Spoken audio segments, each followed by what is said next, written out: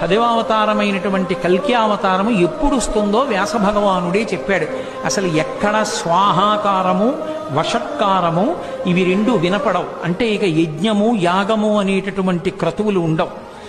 గోవులు విశేషంగా వధింపబడి గోమాంసం తినడం లోకంలో ప్రారంభమైపోతుంది.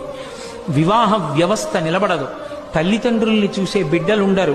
భర్తని గౌరవించే భార్యని చూసే భర్త లోకంలో ఉండరు.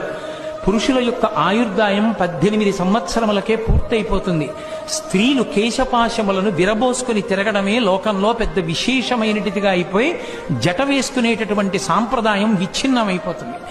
అయిపోయిన తరువాత లోకంలో పురుషులు 18 సంవత్సరాలకే మరణించడం ప్రారంభమైపోయి ఆయుర్దాయాలు క్షీణించిపోయిన తరువాత ఆ సమయంలో శంబళ అనేటటువంటి గ్రామంలో విష్ణుయశుడు అనబడేటటువంటి బ్రాహ్మణుని కడుపున కల్కి అన్న పేరుతో శ్రీ మహావిష్ణువు 10వ అవతారంగా వస్తారు. అది ఎప్పుడు అంటే కలియుగం చిట్ట చివరిలో, కృతయుగానికి ప్రారంభానికి మధ్యలో ఆయన అవతరించారని గుర్తు ఏమిటంటే పాపులందరికీ భంగధర వ్యాధి వస్తుంది. అంటే ఆసనమునందు పుళ్ళు పుట్టి నెత్తురు కారిపోతుంది. కారిపోయి వాళ్ళంతట వాళ్లే పురుగులు రాలిపోయినట్టు రాలిపోతారు.